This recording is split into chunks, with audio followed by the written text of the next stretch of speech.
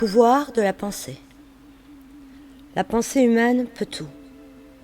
Dans les années 50, un porte-conteneur anglais transportait des bouteilles de vin de Madère en provenance du Portugal. Vient débarquer sa cargaison dans un port écossais. Un marin s'introduit dans la chambre froide pour vérifier que tout a été livré. Ignorant sa présence, un autre marin referme la porte de l'extérieur.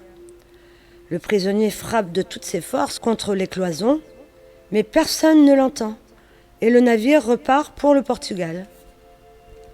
L'homme découvre suffisamment de nourriture, mais il sait qu'il ne pourra jamais tenir longtemps dans ce lieu frigorifique.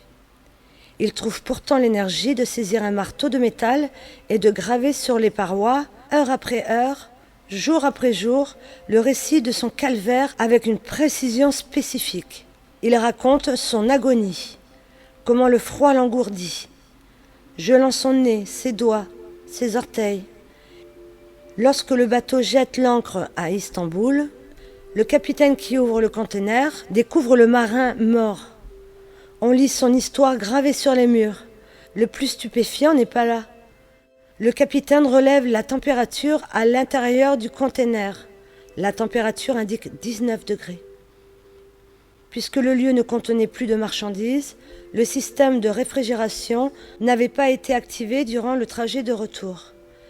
L'homme était mort uniquement parce qu'il croyait avoir froid. Il avait été victime de sa seule imagination. C'était Voix et bien-être de Nancy Chiche. À bientôt.